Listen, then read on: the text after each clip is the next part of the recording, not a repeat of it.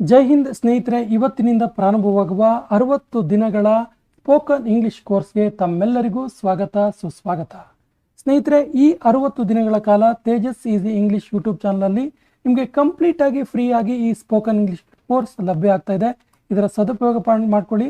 ಹಾಗಾದರೆ ಈ ಒಂದು ಕೋರ್ಸಲ್ಲಿ ನಾವು ಏನೇನನ್ನ ಕಲಿಸ್ತಾ ಇದ್ದೀವಿ ಅಂತ ಕೇಳಿದ್ರೆ 60 ಲೆಸನ್ಸ್ ಫಾರ್ ಸ್ಪೋಕನ್ ಇಂಗ್ಲಿಷ್, 60 ದಿನಗಳ ಕಾಲ 60 ಇಂಗ್ಲಿಷ್ ಸ್ಪೋಕನ್ ಇಂಗ್ಲಿಷ್ ಪಾಠಗಳು, basic to advance English, structures and diagrams, almost 74 ಸ್ಟ್ರಕ್ಚರ್ಸನ್ನು ನಿಮಗೆ ಹೇಳ್ಕೊಳ್ಳಲಾಗುತ್ತೆ. 74 ಪ್ಲಸ್ ಸ್ಟ್ರಕ್ಚರ್ಸನ್ನು ನಿಮಗೆ ಹೇಳ್ಕೊಳ್ಳಲಾಗುತ್ತೆ. ಮತ್ತು ಸಿಂಪಲ್ ರೂಲ್ಸ್, ಸ್ಪೋಕನ್ ಇಂಗ್ಲಿಷ್ನ ಸಿಂಪಲ್ ರೂಲ್ಸ್, ಮತ್ತು ಪ್ರತಿ ಪಾಠದ ಕೊನೆಯಲ್ಲಿ ಪ್ರಾಕ್ಟೀಸ್ ಟೆಸ್ಟ್ಗಳು, ಅವತ್ತು ಮಾಡಿದಂತಹ ಪಾಠದ ಆಧಾರದ ಮೇಲೆ ಪ್ರಾಕ್ಟೀಸ್ ಟೆಸ್ಟ್ಗಳನ್ನು ಕೂಡ ನೀಡಲಾಗುತ್ತೆ. ಈ ಎಲ್ಲ ವಿಷಯಗಳನ್ನು, ಈ ಎಲ್ಲ ಕೋರ್ಸನ್ನು ಸದುಪಯೋಗ ಮಾಡ್ಕೊಳ್ಳಿ. ಹಾಗಾದರೆ ತಡ ಯಾಕೆ ಮಾಡೋದು? Let us begin today's session. ಸ್ನೇಹಿತರೆ, ಇವತ್ತಿನ ಪಾಠವನ್ನು ನಾವು ಫ್ರಮ್ ದ ಬಿಗಿನಿಂಗ್ ಅಂದರೆ ಆಲ್ಫಾಬೆಟ್ಟಿಂದ ನೋಡ್ತಾ ಹೋಗೋಣ. ಸ್ನೇಹಿತರೆ, ತುಂಬ ಫಾರ್ಮಲ್ ಆಗಿ ಹೇಳಬೇಕಂದ್ರೆ ಆಲ್ಫಾಬೆಟ್ಟಲ್ಲಿ ನಾವು ಸಾಮಾನ್ಯವಾಗಿ ಇಂಗ್ಲೀಷ್ ಆಲ್ಫಾಬೆಟ್ಟಲ್ಲಿ 26 ಲೆಟರ್ಸನ್ನು ನೋಡ್ತೀವಿ. ಸ್ಪೋಕನ್ ಇಂಗ್ಲೀಷ್ ಕಲಿಯುವವರಿಗೆ ತುಂಬ ಬೇಸಿಕ್ ಆಗಿರುವಂಥ ಮಾಹಿತಿ ಇದು, ತುಂಬ ಬಿಗಿನಿಂಗ್ ಇನ್ಫಾರ್ಮೇಷನ್ ಇದು. ಏನು ಕೇಳಿದ್ರೆ 26 ಲೆಟರ್ಸ್ ಇರುತ್ತೆ, ನಿಮ್ಗೆ ಗೊತ್ತಿದೆ. ಓವೆಲ್ಸ್ 5 ಇರುತ್ತೆ, AEIOU vowels, and consonants remaining 5, 21 consonants ಇರುತ್ತೆ. ಸೊ ಇದು ತುಂಬ ಬೇಸಿಕ್ ವಿಷಯ. ಹಾಗಾದರೆ ನೆಕ್ಸ್ಟ್ ಪಾಯಿಂಟಿಗೆ ಹೋಗೋದಾದರೆ, ಸೊ ಸ್ಪೋಕನ್ ಇಂಗ್ಲೀಷ್ ಕಲಿಬೇಕಾದ್ರೆ ನಾವು ಏನನ್ನ ಕಲಿಬೇಕು ಅಂತ ನೋಡ್ತಾ ಹೋದರೆ ಲೆಟರ್ಸ್. ನಾನು ಆಗಲೇ ಹೇಳಿದಾಗೆ ಇಂಗ್ಲೀಷ್ ಆಲ್ಫಾಬೆಟ್ ನಿಮಗೆಲ್ಲರೂ ಗೊತ್ತಿದೆ. ಇಂಗ್ಲೀಷ್ ಆಲ್ಫಾಬೆಟನ್ನು ನಾವು ಕನ್ನಡದಲ್ಲಿ ಯಾವ ರೀತಿ ಸ್ವರಗಳು ಮತ್ತು ವ್ಯಂಜನಗಳು ಅನ್ನೋ ರೀತಿ ಡಿವೈಡ್ ಮಾಡ್ತೀವಿ, ಆ ರೀತಿ ಇಂಗ್ಲೀಷಲ್ಲಿ ಓವೆಲ್ಸ್ ಮತ್ತು ಕಾನ್ಸೋನೆಂಟ್ಸ್ ಅಂತೇಳಿ ಡಿವೈಡ್ ಮಾಡ್ತೀವಿ. ನಂತರ ವರ್ಡ್ಸ್. ವಾಟ್ ಈಸ್ ವರ್ಡ್ಸ್ ಕೇಳಿದ್ರೆ, words are group of letters having complete meaning ಅಂದರೆ ಸಂಪೂರ್ಣ ಅರ್ಥ ಕೊಡುವಂತಹ ಅಕ್ಷರಗಳ ಗುಂಪನ್ನು ನಾವು ಪದ ಅಂತ ಕರಿತೀವಿ. ಪದ ಮೀನ್ಸ್ ವರ್ಡ್ಸ್ ಹಿಯರ್. ಸೆಂಟೆನ್ಸ್ ಅಂದರೆ ಗ್ರೂಪ್ ಆಫ್ ವರ್ಡ್ಸ್,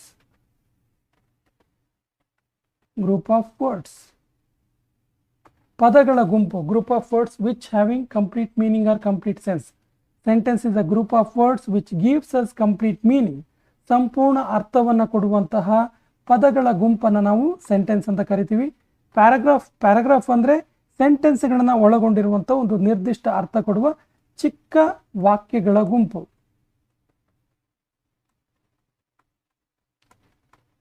ಇದನ್ನು ಪ್ಯಾರಾಗ್ರಾಫ್ ಅಂತೀವಿ. ಇದೆಲ್ಲದರ ಆಚೆಗೆ ನಾವು ಕೊನೆಯಲ್ಲಿ ನಾವು ಬರ್ತಾ ಇರೋದು ಸ್ಪೋಕನ್ ಇಂಗ್ಲೀಷಿಗೆ ಸ್ಪೋಕನ್ ಇಂಗ್ಲೀಷ್. ಇದೆಲ್ಲವನ್ನು ಕಲಿತ ನಂತರ ನಾವು ಕೊನೆಯಲ್ಲಿ ಸ್ಪೋಕನ್ ಇಂಗ್ಲೀಷನ್ನು ಕಲಿತಾ ಹೋಗ್ತೀವಿ. ಹಾಗಾದರೆ ಸ್ಪೋಕನ್ ಇಂಗ್ಲೀಷ್ ಕಲಿಬೇಕಾದ್ರೆ ಮೊಟ್ಟ ಮೊದಲ ಹಂತ ಏನು ಕೇಳಿದ್ರೆ ಸೆಂಟೆನ್ಸ್. ಒಂದು ಸೆಂಟೆನ್ಸನ್ನು ನಾವು ನೋಡೋದಾದರೆ, I am going to school. ನೋಡಿ, ನಾವು ಸೆಂಟೆನ್ಸ್ ಸ್ಟ್ರಕ್ಚರ್ನ ನೋಡೋದಾದರೆ ಬೇಸಿಕಲಿ ಈ 3 ವಿಷಯ ನಮಗೆ ಗೊತ್ತಿರಬೇಕಾಗತ್ತೆ. ಯಾವುದ್ಯಾವುದು ಕೇಳಿದ್ರೆ ಸಬ್ಜೆಕ್ಟ್, ವರ್ಬ್ ಪ್ಲಸ್ ಆಬ್ಜೆಕ್ಟನ್ನು ಪ್ರೆಡಿಕೇಟ್ ಅಂತ ಕೂಡ ಕರೀತಾರೆ. ಸೊ ಇಲ್ಲಿ ನೋಡಿ, ಸಬ್ಜೆಕ್ಟ್ ಯಾವುದು ಕೇಳಿದ್ರೆ ಇಲ್ಲಿ ಐ ಅನ್ನೋದು ಸಬ್ಜೆಕ್ಟ್. ಈ ಒಂದು ವಾಕ್ಯದಲ್ಲಿ, ಈ ಎಕ್ಸಾಂಪಲ್ ಸೆಂಟೆನ್ಸಲ್ಲಿ ಐ ಅನ್ನೋದು ಸಬ್ಜೆಕ್ಟ್, ಗೋಯಿಂಗ್ ಅನ್ನೋದು ವರ್ಬ್, ಹಾಗೂ remaining part of the sentence is object or predicate. ಉಳಿದಿರುವಂತಹ ವಾಕ್ಯದ ಭಾಗ ಇದೆಯಲ್ಲ, ಇದನ್ನು ಆಬ್ಜೆಕ್ಟ್ ಅಂತೀವಿ. ಸೊ ಸ್ನೇಹಿತರೆ, ಸಬ್ಜೆಕ್ಟ್ ಅಂದರೆ ಏನು? ಹಾಗಾದರೆ ಕನ್ನಡದಲ್ಲಿ ಸಬ್ಜೆಕ್ಟ್ ಅಂದರೆ ಕರ್ತೃಪದ ಅಂತ ನಾವು ಹೇಳ್ತೀವಿ. ಕರ್ತೃಪದ ಸಾಮಾನ್ಯವಾಗಿ ಇಂಗ್ಲೀಷಲ್ಲಿ ಎಲ್ಲ ಒಂದು ಪ್ಯಾಸಿವ್ ವಾಯ್ಸ್ ಹೊರತುಪಡಿಸಿ ಆಕ್ಟಿವ್ ವಾಯ್ಸ್ನ ಎಲ್ಲ ವಾಕ್ಯಗಳಲ್ಲಿ ಕೂಡ ಕರ್ತೃಪದ ಅಂದರೆ ಸಬ್ಜೆಕ್ಟ್ ಫಸ್ಟಲ್ಲೇ ಬರುತ್ತೆ, ಮೊದಲಿಗೆ ಇರುತ್ತೆ, ಆಲ್ಮೋಸ್ಟ್ ಫಸ್ಟ್ ವರ್ಡ್ ಆಗಿರುತ್ತೆ ಇದು. ಹಾಗಾದರೆ ಸಬ್ಜೆಕ್ಟಲ್ಲಿ ಏನಿರುತ್ತೆ ಕೇಳಿದ್ರೆ, ಸಬ್ಜೆಕ್ಟಲ್ಲಿ ಸಾಮಾನ್ಯವಾಗಿ ನಾವು 2 ರೀತಿಯಾಗಿ ಡಿವೈಡ್ ಮಾಡ್ಬೋದು. ಸಬ್ಜೆಕ್ಟನ್ನು ಏನೇನು ಅಂತ ನೋಡಿದ್ರೆ ಸಿಂಗ್ಯುಲರ್ ಮತ್ತು plural. Singular subject and plural subject. ಸಾಮಾನ್ಯವಾಗಿ ಏಕವಚನ ಮತ್ತು ಬಹುವಚನ ಕರ್ತೃಪದ ಇರುತ್ತೆ. ಸಿಂಗ್ಯುಲರಲ್ಲಿ ಸಾಮಾನ್ಯವಾಗಿ ಹಿ ಇರುತ್ತೆ, ಅವನು, ಶಿ ಇರುತ್ತೆ, ಅವಳು, ಇಟ್ ಇರುತ್ತೆ, ಅದು ಇರುತ್ತೆ, ಮತ್ತು ನೇಮ್ಗಳಿರ್ತವೆ. ಪರ್ಟಿಕ್ಯುಲರ್ ಆಗಿರುವಂತಹ ನೇಮ್ಗಳಿರ್ತವೆ, ಯಾವುದಾದ್ರೂ ವ್ಯಕ್ತಿಯ, ವಸ್ತುವಿನ ಅಥವಾ ವಿಷಯದ ಹೆಸರುಗಳಿರ್ತವೆ. ಇನ್ನು ಈ ಸಬ್ಜೆಕ್ಟಲ್ಲಿ ಪ್ಲೂರಲ್ ಫಾರ್ಮ್ ಕೂಡ ಇರುತ್ತೆ. ಅದರಲ್ಲಿ ದೇ ಅಂತ ಬರುತ್ತೆ ಸಾಮಾನ್ಯವಾಗಿ, ಮತ್ತು ಹೆಸರುಗಳು ನೇಮ್ಸ್ ಇರುತ್ತೆ ಅಥವಾ ಗ್ರೂಪ್ ಆಫ್ ನೇಮ್ ಇರುತ್ತೆ. ಸೊ ಇದು ಸಬ್ಜೆಕ್ಟ್. ಇನ್ನು ವರ್ಬ್ ನಿಮ್ಗೆ ಗೊತ್ತಿದೆ, ವರ್ಬಲ್ಲಿ ಸಾಮಾನ್ಯವಾಗಿ ವರ್ಬ್ ಅಂದರೆ ಗೊತ್ತಿದೆ ನಿಮಗೆ, ವರ್ಬ್ ಮೀನ್ಸ್ ಕ್ರಿಯಾಪದ, ಕನ್ನಡದಲ್ಲಿ ಕ್ರಿಯೆಯನ್ನು ಸೂಚಿಸುವ ಪದ. Verb is an action word ಅಂತ ನಾವು ಕರಿತೀವಿ ಇಂಗ್ಲೀಷಲ್ಲಿ. Verb is an action word.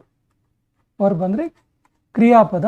So ಕ್ರಿಯಾಪದದಲ್ಲಿ ಇಂಗ್ಲೀಷಲ್ಲಿ ಬಹಳ ಪ್ರಮುಖವಾಗಿ ನಾವು 4 ರೀತಿಯ ಕ್ರಿಯಾಪದದ ರೂಪವನ್ನು ನೋಡ್ತೀವಿ, 5 ರೀತಿಯ ಕ್ರಿಯಾಪದ ರೂಪವನ್ನು ನೋಡ್ತೀವಿ. 4 ಬಹಳ ಮುಖ್ಯವಾಗುತ್ತೆ. ಫಸ್ಟ್ ಒನ್, ಸಾಮಾನ್ಯವಾಗಿ ನಾವು ಉದಾಹರಣೆ ಕೊಡ್ತಾ ಹೋದರೆ ನೋಡಿ, ಕ್ರಿಯಾಪದ ರೂಪಗಳನ್ನ ಉದಾಹರಣೆ ಕೊಡ್ತಾ ಹೋದರೆ base form of verb. Base form ಯಾವುದಾಗಿರುತ್ತೆ ಹೇಳಿದ್ರೆ, ಉದಾಹರಣೆ ಒಂದು ವರ್ಡ್ ಅಂತ ತಗೊಂಡ್ರೆ ನಾವು ಈಟ್ ಅಂತ ಹೇಳಿದ್ರೆ ಯಾವುದು ಪ್ರೆಸೆಂಟ್ ಫಾರ್ಮಲ್ಲಿರುತ್ತೆ ಅದು ಬೇಸ್ ಫಾರ್ಮ್ ಅಂತ ನಾವು ಅದನ್ನ ಕರಿತೀವಿ, ಬೇಸ್ ಫಾರ್ಮ್. ಇನ್ನು ಪಾಸ್ಟ್ ಟೆನ್ಸ್ ಫಾರ್ಮ್ ಅದು ಏಟ್ ಅಂತೇಳಿ ನಾವು ಕರಿತೀವಿ, ಈಟನ್ನು ತಗೊಂಡ್ರೆ ಏಟ್ ಆಗುತ್ತೆ. ನೆಕ್ಸ್ಟ್ ಅದು past participle, third form of verb ಅಂತ ಕರಿತೀವಿ ನಾವು ಇದನ್ನ, P P third form of verb ಅಂತ ಕರಿತೀವಿ. ಪಾಸ್ಟ್ ಪಾರ್ಟಿಸಿಪಲಲ್ಲಿ ಇದು ಈಟನ್ ಆಗುತ್ತೆ. ಸಾಮಾನ್ಯವಾಗಿ ಪಾಸ್ಟ್ ಪಾರ್ಟಿಸಿಪಲನ್ನು ಪ್ಯಾಸಿವ್ ವಾಯ್ಸಲ್ಲಿ ನಾವು ಬಳಸ್ತೀವಿ, ಪ್ಯಾಸಿವ್ ವಾಯ್ಸಲ್ಲಿ ನಾವನ್ನು ಬಳಸ್ತೀವಿ. ನಂತರ ಐ ಎನ್ ಜಿ ಸೇರುತ್ತೆ, ಈಟಿಂಗ್. ಈಟಿಂಗ್ ಅಂದಾಗ ಐ ಎನ್ ಜಿ ಸೇರುತ್ತೆ. ಈ ಐ ಎನ್ ಜಿ ಏನು ಕೇಳಿದ್ರೆ ಕಂಟಿನ್ಯೂಸ್ ಫಾರ್ಮ್. ಇನ್ನು ಈಟ್ಸ್ ಅಂತೇಳಿ ಫಿಫ್ತ್ ಒಂದು 5ನೇ ರೂಪ ಈಟ್ಸ್. ನೋಡಿ ಒಂದೊಂದಾಗಿ ಇಲ್ಲಿ ಬರಿತೀನಿ ನೋಡಿ. Eat present form base form, ಇದು ate past tense form, eaten past participle, ಅನಂತರ ಈಟಿಂಗ್ ಇದು ಕಂಟಿನ್ಯೂಸ್ ಫಾರ್ಮ್. ಇದರ ಹಿಂದೆ ಈಸ್ ಈಟಿಂಗ್ ಕೊಟ್ಟರೆ ಪ್ರೆಸೆಂಟ್ ಕಂಟಿನ್ಯೂಸ್, ವಾಸ್ ಈಟಿಂಗ್ ಕೊಟ್ಟರೆ ಪಾಸ್ಟ್ ಕಂಟಿನ್ಯೂಸ್ ಆಗುತ್ತೆ. ನಂತರ ಈಟ್ಸ್ ಸಿಂಪಲ್ ಪ್ರೆಸೆಂಟ್ ಟೆನ್ಸಲ್ಲಿ ನಾವು ವರ್ಬಿಗೆ ಎಸ್ ಫಾರ್ಮ್ ಆ್ಯಡ್ ಮಾಡ್ತೀವಿ, ಥರ್ಡ್ ಫಾರ್ಮ್ ಸಿಂಗ್ಯುಲರ್ ಇದ್ದಾಗ. ಇದಿಷ್ಟು ಗೊತ್ತಿರಲಿ, ಇದೊಂದು ಬೇಸಿಕ್ ಐಡಿಯಾ. ಇದು ಏನು ಕೇಳಿದ್ರೆ, ಒಂದು ಸೆಂಟೆನ್ಸ್ ಅಂದರೆ, ಒಂದು ಸೆಂಟೆನ್ಸ್ ಸ್ಟ್ರಕ್ಚರ್ ಅಂದರೆ ಸಾಮಾನ್ಯವಾಗಿ ಏನಿರುತ್ತೆ, subject plus verb plus object ಇರುತ್ತೆ. ಇದು ಮೂಲ ರೂಪ.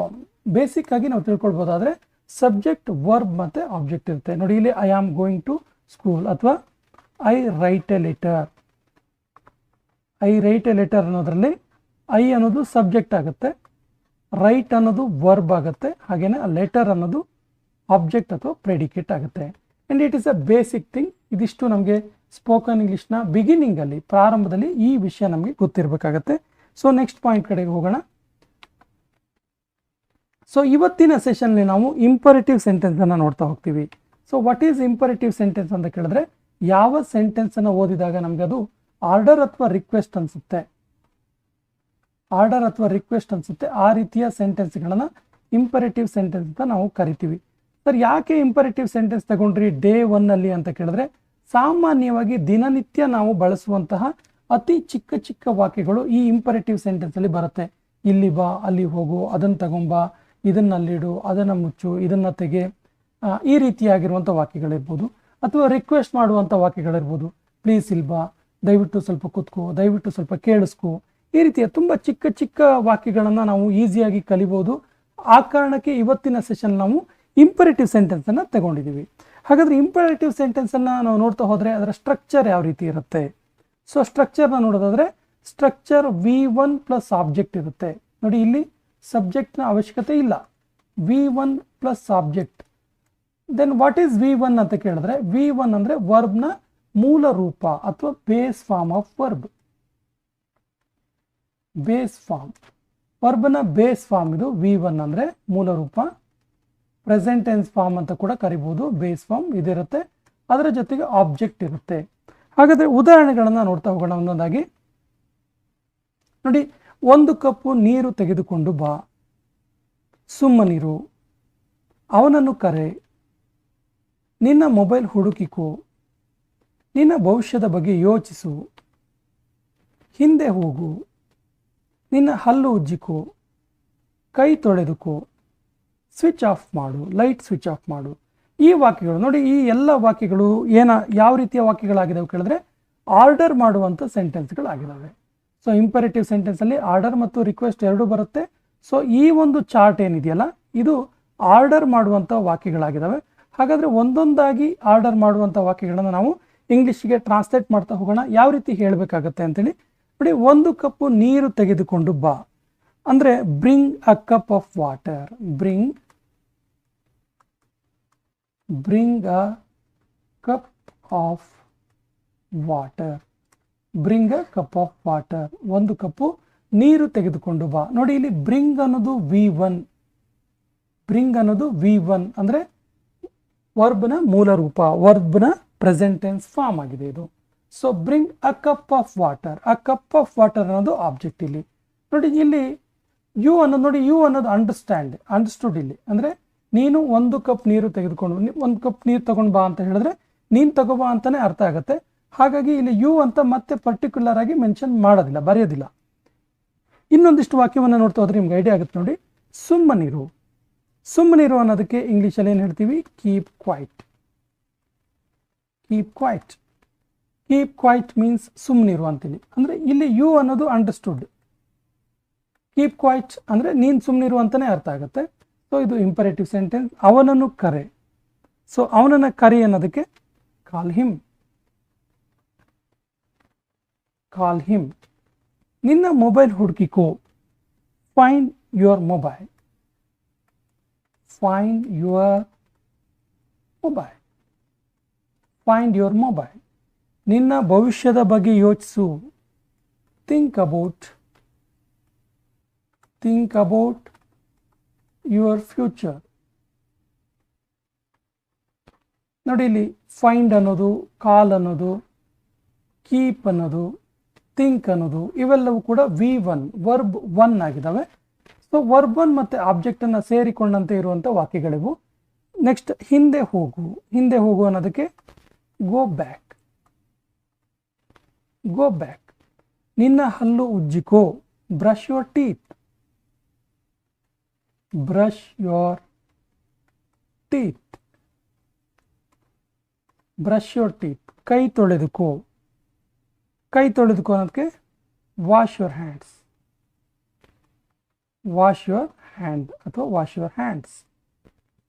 ಸ್ವಿಚ್ ಆಫ್ ಮಾಡು. ಸ್ವಿಚ್ ಆಫ್ ಅನ್ನೋದನ್ನು ನಾವು ಆಸ್ ಇಟ್ ಈಸ್ ಇಂಗ್ಲೀಷಲ್ಲಿ, ಕನ್ನಡದಲ್ಲೂ ಅದೇ ರೀತಿ ಯೂಸ್ ಮಾಡ್ತೀವಿ. So switch off the light. Switch off the light. ನೋಡಿ ಸ್ನೇಹಿತರೆ, ಈ ವಾಕ್ಯಗಳು ಏನಿದೆ ಇದು ಇಂಪರೇಟಿವ್ ಸೆಂಟೆನ್ಸ್ ಅಲ್ಲಿ ಬರುವಂತಹ ಆರ್ಡರ್ ಮಾಡುವಂಥ ವಾಕ್ಯಗಳಾಗಿದ್ದಾವೆ. ಸೊ ಆರ್ಡರ್ ಮಾಡುವಂಥ ವಾಕ್ಯಗಳಾಗಿದ್ದಾವೆ. ಸೊ ಇದನ್ನು ಇನ್ನೊಂದು ರೀತಿಯಾಗಿ ನಾವು ನೋಡ್ಬೋದು. ನೋಡಿ ಇವೆಲ್ಲವೂ ಕೂಡ V1 ಪ್ಲಸ್ ಆಬ್ಜೆಕ್ಟನ್ನು ಹೊಂದಿದ್ದಾವೆ. ನೋಡಿ ಇಲ್ಲಿ ಗೋ ಬ್ಯಾಕ್. ಗೋ ಅಂದರೆ V1, brush V1, wash V1, switch V1 plus ಆಬ್ಜೆಕ್ಟನ್ನು ಹೊಂದಿರುವಂಥ ವಾಕ್ಯಗಳಿವು. ಸೊ ಇಂಪರೇಟಿವ್ ಸೆಂಟೆನ್ಸ್ನ ಆರ್ಡರ್ ಬರುವಂಥ ವಾಕ್ಯಗಳು. ನೆಕ್ಸ್ಟ್ ಸ್ಟ್ರಕ್ಚರ್ನ ನೋಡೋಣ. ಸೊ ಇಂಪರೇಟಿವ್ ಸೆಂಟೆನ್ಸ್ನಲ್ಲಿ ನೆಕ್ಸ್ಟ್ ಸ್ಟ್ರಕ್ಚರ್ ಯಾವುದು ಅಂತ ನೋಡ್ತಾ ಹೋದರೆ ನೋಡಿ, ನೆಕ್ಸ್ಟ್ ಸ್ಟ್ರಕ್ಚರ್ ಇದೇ ವಾಕ್ಯವನ್ನು, ಇದೇ ಆರ್ಡರನ್ನು ನಾವು ನೆಗೆಟಿವ್ ಸೆಂಟೆನ್ಸ್ ಮಾಡಿದಾಗ ಯಾವ ರೀತಿ ಇರುತ್ತೆ. ಆರ್ಡರ್ ಮಾಡ್ತೀವಿ ಬಟ್ ಅದು ಸೆಂಟೆನ್ಸ್ ನೆಗೆಟಿವ್ ಇರುತ್ತೆ. ಸೊ ರೂಪ ಏನಿರುತ್ತೆ? ಡೋಂಟ್ ಇರುತ್ತೆ. V1 ಪ್ಲಸ್ ಆಬ್ಜೆಕ್ಟ್ ಇರುತ್ತೆ. ನಾವಾಗ ನೋಡಿದ್ವಿ, ಒಂದು ಉದಾಹರಣೆ ನೋಡಿದ್ವಿ. ಏನಂತ ನೋಡಿದ್ವಿ? ವಾಶ್ ಯುವರ್ ಹ್ಯಾಂಡ್ಸ್ ಅಂತ ನೋಡಿದ್ವಿ. ಸೊ ವಾಶ್ ಯುವರ್ ಹ್ಯಾಂಡ್ಸಿಗೆ ಡೋಂಟ್ ಸೇರಿದ್ರೆ ಅದು ನೆಗೆಟಿವ್ ಆಗುತ್ತೆ. Don't wash your hands. Come early ಅಂತ ಹೇಳ್ತೀವಲ್ಲ, ಡೋಂಟ್ ಕಮ್ ಅರ್ಲಿ, ಈ ರೀತಿ. ಸೊ ಹಾಗಾದರೆ ವಾಕ್ಯಗಳನ್ನು ನೋಡ್ತಾ ಹೋಗೋಣ. ಇಂಗ್ಲೀಷಲ್ಲಿ ಮಾತಾಡಬೇಡ. ನನ್ನ ಜೊತೆ ನಡೆಯಬೇಡ. ನನ್ನ ಹಿಂದೆ ಬರಬೇಡ. ಅವನ ಮಾತು ಕೇಳಬೇಡ. ಹೆಚ್ಚು ಟೀ ಕುಡಿಬೇಡ. ಇಲ್ಲಿಗೆ ಬರಬೇಡ. ಅದನ್ನು ಹೊರಗೆ ಎಸೆಯಬೇಡ. ನೋಡಿ ಸ್ನೇಹಿತರೆ, ಇದು ನೆಗೆಟಿವ್ ಅರ್ಥವನ್ನು ಕೊಡುವಂಥ ವಾಕ್ಯಗಳು, ಬಟ್ ಇದು ಕೂಡ ಆರ್ಡ್ರೇ ಆಗಿರುತ್ತೆ. ಸೊ ಇಲ್ಲಿ ನೋಡಿ, ಫಸ್ಟ್ ಸೆಂಟೆನ್ಸ್ ನೋಡೋದಾದರೆ ಇಂಗ್ಲೀಷಲ್ಲಿ ಮಾತನಾಡಬೇಡ. ನಾವು ಸ್ಟ್ರಕ್ಚರ್ ನೋಡಿದ್ವಿ. ಏನಿದೆ ಸ್ಟ್ರಕ್ಚರ್ಲಿ? Don't plus V1 plus object ಇದೆ. ಹಾಗಾದರೆ ಇಂಗ್ಲೀಷಲ್ಲಿ ಮಾತಾಡಬೇಡ ಅನ್ನೋದಕ್ಕೆ don't talk in English. Don't talk in English ಅಥವಾ ಡೋಂಟ್ ಸ್ಪೀಕ್ ಇಂಗ್ಲೀಷ್. ಸೊ ನೋಡಿ, ಇದು ಇಂಗ್ಲೀಷಲ್ಲಿ ಡೋಂಟ್ ಅಂತ ಸೇರಿಸಿದ್ವಿ. ಟಾಕ್ ಅನ್ನೋದು ಅಗೈನ್ V1 ಆಗಿದೆ. ಆಬ್ಜೆಕ್ಟ್ ಆಸ್ ಇಟ್ ಈಸ್ ಹಿಂದೆ ನಾವು ನೋಡಿದ ಹಾಗೆ ಇದೆ.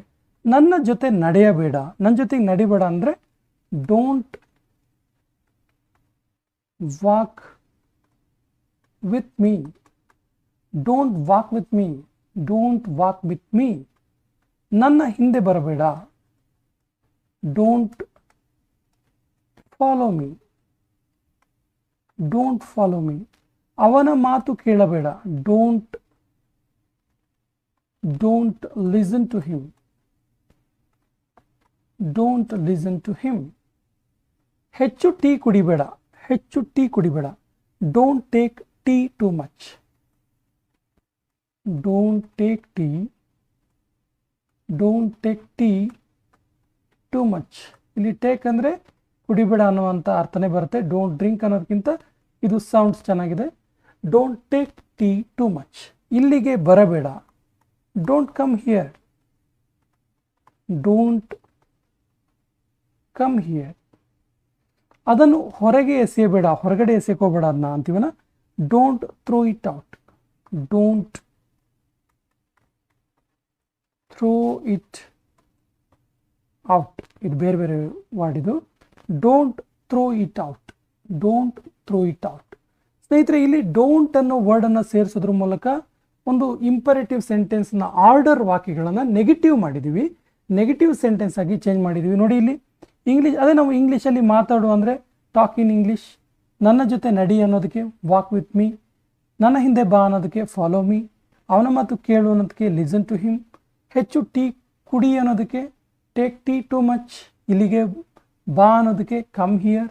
ಅದನ್ನು ಹೊರಗೆ ಎಸಿ ಅನ್ನೋದಕ್ಕೆ ಥ್ರೋ ಇಟ್ ಔಟ್. ನೋಡಿ, ಇಲ್ಲಿ ಕೇವಲ ಒನ್ ವರ್ಡನ್ನು ಆ್ಯಡ್ ಮಾಡೋದ್ರ ಮೂಲಕ ಇಡೀ ವಾಕ್ಯದ ಅರ್ಥವನ್ನು ನೆಗೆಟಿವ್ ಆಗಿ ಚೇಂಜ್ ಮಾಡಿದ್ದೀವಿ. ಸೊ ಸ್ನೇಹಿತರೆ, ನಾವು ಪ್ರತಿ ವಾಕ್ಯವನ್ನು ಪಾಸಿಟಿವ್ ನೆಗೆಟಿವ್ ನೋಡ್ತಾ ಹೋದಾಗ ನಮಗೆ ಈಸಿಯಾಗಿ ಅರ್ಥ ಆಗುತ್ತೆ. ಸೊ ಇದಿಷ್ಟು ನಿಮಗೆ ಅರ್ಥ ಆಗಿದೆ ಅಂದ್ಕೊಳ್ತೀನಿ. ನೆಕ್ಸ್ಟ್ ನಾವು ರಿಕ್ವೆಸ್ಟ್ ಸೆಂಟೆನ್ಸ್ಗಳನ್ನು ನೋಡೋಣ ಇಂಪರೇಟಿವ್ ಸೆಂಟೆನ್ಸಲ್ಲಿ. ಸೊ ರಿಕ್ವೆಸ್ಟ್ ಸೆಂಟೆನ್ಸಲ್ಲಿ ಒಂದು ವಿಷಯ ಆ್ಯಡ್ ಅಪ್ ಆಗುತ್ತೆ. ಇಲ್ಲಿ ಏನು ಕೇಳಿದ್ರೆ V1 plus object it is common factor to all imperative sentence. ಏನು? V1 plus object. ಸೊ ನೋಡಿ, ನಾವಿಲ್ಲಿ ಆ್ಯಡ್ ಮಾಡ್ತಿರೋದು ನೆಗೆಟಿವ್ ಅಲ್ಲಿ ಡೋಂಟ್ ಆ್ಯಡ್ ಮಾಡಿದ್ವಿ. ಇಲ್ಲಿ ರಿಕ್ವೆಸ್ಟ್ ಅಲ್ಲಿ ಪ್ಲೀಸ್ ಆ್ಯಡ್ ಮಾಡ್ತಿದ್ದೀವಿ. ಉಳಿದಿದ್ದು ಆ್ಯಸ್ ಇಟ್ ಈಸ್ ಇರುತ್ತೆ. ಹಾಗಾದರೆ ನಾವು ವಾಕ್ಯಗಳನ್ನು ನೋಡೋಣ.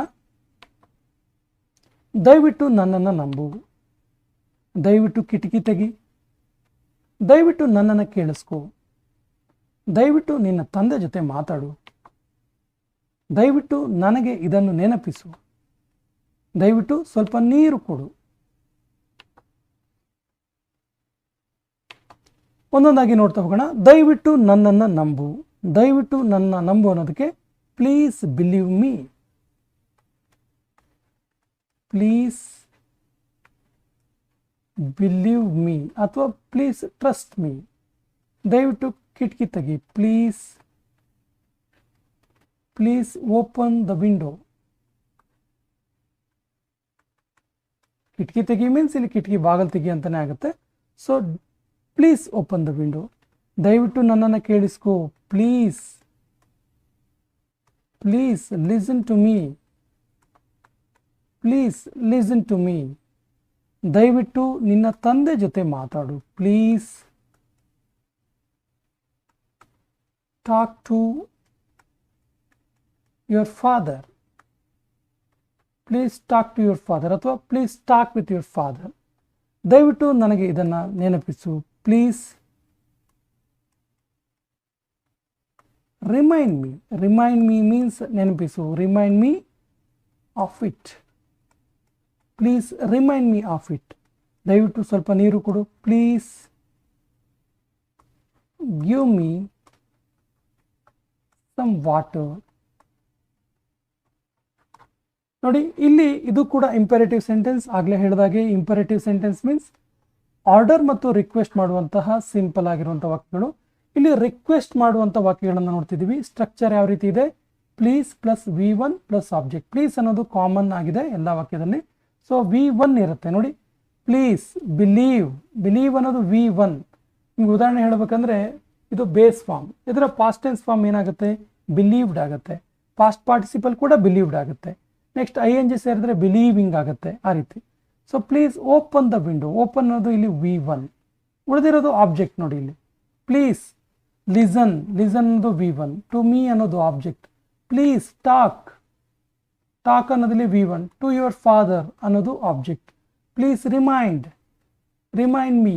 ಸೊ ರಿಮೈಂಡ್ ಅನ್ನೋದು V1, ಉಳಿದಿರೋದು ಮೀ ಆಫ್ ಇಟ್ ಅನ್ನೋದು object. Please give me some water ಅನ್ನೋದು ಆಬ್ಜೆಕ್ಟ್ ಆಗುತ್ತೆ. ಅರ್ಥ ಆಗ್ತಾ ಇದೆ ಅಂದ್ಕೊಳ್ತೀನಿ. ಸೊ ದಯವಿಟ್ಟು ನನ್ನ ನಂಬು, ದಯವಿಟ್ಟು ಕಿಟಕಿ ತೆಗಿ, ದಯವಿಟ್ಟು ನನ್ನ ಕೇಳಿಸ್ಕೋ, ದಯವಿಟ್ಟು ನಿನ್ನ ತಂದೆ ಜೊತೆ ಮಾತಾಡು, ದಯವಿಟ್ಟು ನನಗೆ ಇದನ್ನು ನೆನಪಿಸು, ದಯವಿಟ್ಟು ಸ್ವಲ್ಪ ನೀರು ಕೊಡು. ಈ ರೀತಿಯಾಗಿ ನಾವು ವಾಕ್ಯಗಳನ್ನು ಮಾಡ್ತಾ ಹೋಗ್ತೀವಿ. ಹಾಗಾದರೆ ಇದನ್ನು ಡೋಂಟ್ ಸೇರಿಸಿ ಹೇಳೋದು ಹೇಗೆ, ಇದನ್ನು ನೆಗೆಟಿವ್ ಮಾಡೋದು ಹೇಗೆ ಅಂದರೆ ಇಂಪರೇಟಿವ್ ಸೆಂಟೆನ್ಸ್ನ ರಿಕ್ವೆಸ್ಟ್ ವಾಕ್ಯಗಳನ್ನು ನೆಗೆಟಿವ್ ಮಾಡೋದು ಹೇಗೆ ನೋಡ್ತಾ ಹೋಗೋಣ. ರಿಕ್ವೆಸ್ಟನ್ನು ನೆಗೆಟಿವ್ ಮಾಡೋದು ಹೇಗೆ, ದಯವಿಟ್ಟು ಇಲ್ಲಿಗೆ ಬರಬೇಡ ಮರ್ಯ, ದಯವಿಟ್ಟು ಅಲ್ಲಿ ಹೋಗಬೇಡ, ದಯವಿಟ್ಟು ಅದನ್ನು ಮುಟ್ಟಬೇಡ ಅಂತೆಲ್ಲ ಹೇಳ್ತೀವಲ್ಲ. ಸೊ ಆ ಸ್ಟ್ರಕ್ಚರ್ ಹೇಗಿರುತ್ತೆ ಕೇಳಿದ್ರೆ ಪ್ಲೀಸ್ ಇರುತ್ತೆ, ಆ್ಯಸ್ ಯೂಶ್ವಲ್ ಪ್ಲೀಸ್ ಇರುತ್ತೆ, ಡೋಂಟ್ ಇರುತ್ತೆ, V1 ಇರುತ್ತೆ, ಆಬ್ಜೆಕ್ಟ್ ಇರುತ್ತೆ. ನಾವಾಗಲೇ ಹೇಳಿದಾಗೆ ಪ್ಲೀಸ್ ಇರುತ್ತೆ, ಇಲ್ಲಿ ಒಂದು ಆ್ಯಡ್ ಆಗಿದೆ ಏನು ಕೇಳಿದ್ರೆ ಡೋಂಟ್ ಅನ್ನೋದು.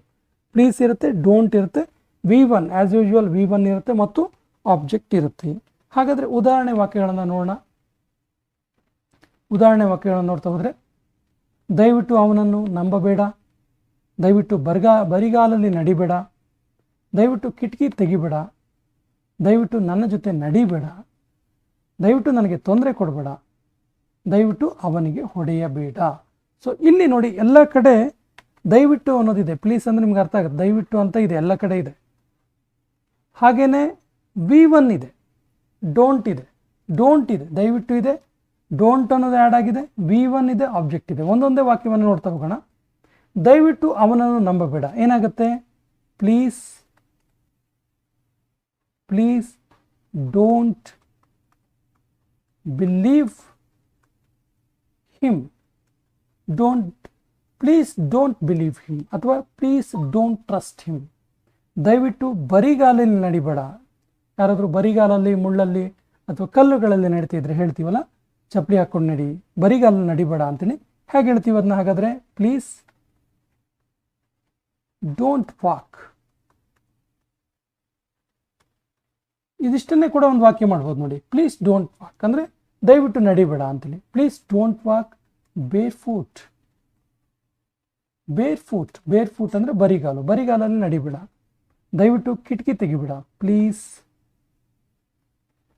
Don't open the window. ಹಿಂದಿನ ಸ್ಟ್ರಕ್ಚರ್ಲಿ ನಾವೇನು ನೋಡಿದ್ವಿ, ಪ್ಲೀಸ್ ಓಪನ್ ದ ವಿಂಡೋ ನೋಡಿದ್ವಿ. ಇಲ್ಲಿ ಡೋಂಟ್ ಆ್ಯಡ್ ಮಾಡೋದ್ರ ಮೂಲಕ ಇದು ನೆಗೆಟಿವ್ ಸೆಂಟೆನ್ಸ್ ಆಗಿದೆ. ಇನ್ನು ದಯವಿಟ್ಟು ನನ್ನ ಜೊತೆ ನಡಿಬೇಡ. Please don't walk with me. Please don't walk with me. ದಯವಿಟ್ಟು ನನಗೆ ತೊಂದರೆ ಕೊಡಬೇಡ. Please don't bother me. Please don't bother me. ದಯವಿಟ್ಟು ಅವನಿಗೆ ಹೊಡಿಬೇಡ. Please don't beat him. ನೋಡಿ ಸ್ನೇಹಿತರೆ, ಇದು ಇಂಪರೇಟಿವ್ ಸೆಂಟೆನ್ಸ್ನ ರಿಕ್ವೆಸ್ಟ್ನ ನೆಗೆಟಿವ್ ಸೆಂಟೆನ್ಸ್ಗಳು. ಸ್ಟ್ರಕ್ಚರ್ ಯಾವ ರೀತಿ ಇದೆ? ಪ್ಲೀಸ್ ಇದೆ, ಡೋಂಟ್ ಇದೆ, V1 ಇದೆ, ಆಬ್ಜೆಕ್ಟ್ ಇದೆ. V1 ಅಂದ್ರೆ ಅರ್ಥ ಆಯ್ತು ಅಂದ್ಕೊಳ್ತೀನಿ, ವರ್ಬಿನ ಮೂಲ ರೂಪ, ಬೇಸಿಕ್ ಸ್ಟ್ರಕ್ಚರ್ ಆಫ್ ವರ್ಬಿನ ಮೂಲ ರೂಪ ಇದು.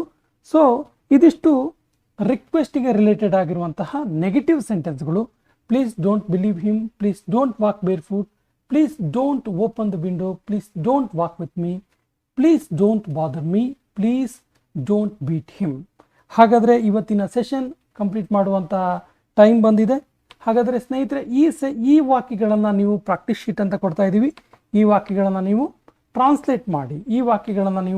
ಟ್ರಾನ್ಸ್ಲೇಟ್ ಮಾಡಿ ಕಮೆಂಟ್ ಬಾಕ್ಸಲ್ಲಿ ಹಾಕಬೇಕಾಗತ್ತೆ. ಈ ಸೆಷನ್ನ ಒಂದು ಪ್ರಾಕ್ಟೀಸ್ ಶೀಟ್ ಇದು ನೋಡಿ. ಹಾಗಾದರೆ ಏನೇನಿದೆ ಪ್ರಾಕ್ಟೀಸ್ ಶೀಟಲ್ಲಿ ಅಂತ ಹೇಳಿದ್ರೆ, ಏನೇನ ನೀವು ಇಂಗ್ಲೀಷಲ್ಲಿ ಮಾತನಾಡಬೇಕು. ಫಸ್ಟ್ ಡೇ ಆಗಿರೋದ್ರಿಂದ ಈ ಚಿಕ್ಕ ಇಂಪರೇಟಿವ್ ಸೆಂಟೆನ್ಸನ್ನು ನೀವು ಟ್ರಾನ್ಸ್ಲೇಟ್ ಮಾಡಿ ಕಮೆಂಟ್ ಬಾಕ್ಸಲ್ಲಿ ಹಾಕಬೇಕಾಗತ್ತೆ. ಹಾಗಾದರೆ ಯಾವ್ದ್ಯಾವ್ದಿದೆ ನೋಡಿ. ನನ್ನ ಜೊತೆ ಮಾತನಾಡು, ನನ್ನ ಜೊತೆ ಮಾತನಾಡಬೇಡ. ನೋಡಿ, ಇದು ಆರ್ಡರ್ ಇದೆ, ಇದು ಆರ್ಡರ್ನ ನೆಗೆಟಿವ್ ಸೆಂಟೆನ್ಸ್ ಇದೆ. ನನ್ನ ಜೊತೆ ದಯವಿಟ್ಟು ಮಾತನಾಡು, ಹಾಗಾದರೆ ಇದೇನಿದೆ? ಇದು ರಿಕ್ವೆಸ್ಟ್ ಇದೆ. ಜೋರಾಗಿ ಓಡು, ಆರ್ಡರ್ ಇದೆ. ಜೋರಾಗಿ ಓಡಬೇಡ, ಆರ್ಡರ್ ನೆಗೆಟಿವ್ ಸೆಂಟೆನ್ಸ್ ಇದೆ. ದಯವಿಟ್ಟು ಜೋರಾಗಿ ಓಡು. ರಿಕ್ವೆಸ್ಟ್ ಇದೆ, ನನ್ನ ಜೊತೆ ಬಾ. ಇದು ಆರ್ಡರ್ ಇದೆ, ನನ್ನ ಜೊತೆ ಬರಬೇಡ. ಆರ್ಡರ್ ಇದೆ, ನೆಗೆಟಿವ್ ಸೆಂಟೆನ್ಸ್, ದಯವಿಟ್ಟು ನನ್ನ ಜೊತೆ ಬಾ. ಏನಿದೆ, ರಿಕ್ವೆಸ್ಟ್ ಇದೆ. ನೋಡಿ, ಇಂಪರೇಟಿವ್ ಸೆಂಟೆನ್ಸ್ನ ಎಲ್ಲ ರೀತಿಯ ವಾಕ್ಯಗಳನ್ನು ಒಳಗೊಂಡಿದೆ. ಇನ್ನೊಂದ್ಸರಿ ಹೇಳ್ತೀನಿ ನೋಡಿ. ನನ್ನ ಜೊತೆ ಮಾತನಾಡು, ನನ್ನ ಜೊತೆ ಮಾತನಾಡಬೇಡ, ನನ್ನ ಜೊತೆ ದಯವಿಟ್ಟು ಮಾತನಾಡು, ಜೋರಾಗಿ ಓಡು, ಜೋರಾಗಿ ಓಡಬೇಡ, ದಯವಿಟ್ಟು ಜೋರಾಗಿ ಓಡು, ನನ್ನ ಜೊತೆ ಬಾ, ನನ್ನ ಜೊತೆ ಬರಬೇಡ, ದಯವಿಟ್ಟು ನನ್ನ ಜೊತೆ ಬಾ. ಸ್ನೇಹಿತರೆ, ಇದಿಷ್ಟು ಇವತ್ತಿನ ಪ್ರಾಕ್ಟೀಸ್ ಶೀಟ್ನ ನಿಮಗೆ ನೀಡಿರುವಂತಹ ವಾಕ್ಯಗಳು. ಇದನ್ನು ಟ್ರಾನ್ಸ್ಲೇಟ್ ಮಾಡಿ ಇಂಗ್ಲೀಷಲ್ಲಿ ಅದನ್ನು ಕಮೆಂಟ್ ಬಾಕ್ಸಲ್ಲಿ ಕಮೆಂಟ್ ಮಾಡಿ. ಸ್ನೇಹಿತರೆ, ಇದು ಫಸ್ಟ್ ಸೆಷನ್ ಆಗಿರೋದ್ರಿಂದ ಸ್ವಲ್ಪ ಬೋರಿಂಗ್ ಆಗಿರ್ಬೋದು. ಮುಂದಿನ ಸೆಷನ್ಗಳಲ್ಲಿ ಇನ್ನಷ್ಟು ಆ್ಯಕ್ಟಿವ್ ಆಗಿ ನಿಮಗೆ ಇಂಗ್ಲೀಷ್ ಕಲಿಸುವಂಥ ಪ್ರಯತ್ನ ಮಾಡ್ತೀವಿ ಅಂತ ಹೇಳ್ತಾ, ನಮ್ಮ ಸೆಷನ್ ಇಷ್ಟ ಆದರೆ ಲೈಕ್ ಮಾಡಿ, ನಿಮ್ಮ ಸ್ನೇಹಿತರಿಗೆ ಕೂಡ ಶೇರ್ ಮಾಡಿ, ಮತ್ತು ನಮ್ಮ ಚಾನಲನ್ನು ಫಸ್ಟ್ ಟೈಮ್ ನೋಡ್ತಾ ಇದ್ದರೆ ಸಬ್ಸ್ಕ್ರೈಬ್ ಮಾಡಿ ಅಂತ ಹೇಳ್ತಾ ಇವತ್ತಿನ ಸೆಷನ್ ಕಂಪ್ಲೀಟ್ ಮಾಡ್ತಾ ಇದ್ದೀವಿ. ಜೈ ಹಿಂದ್.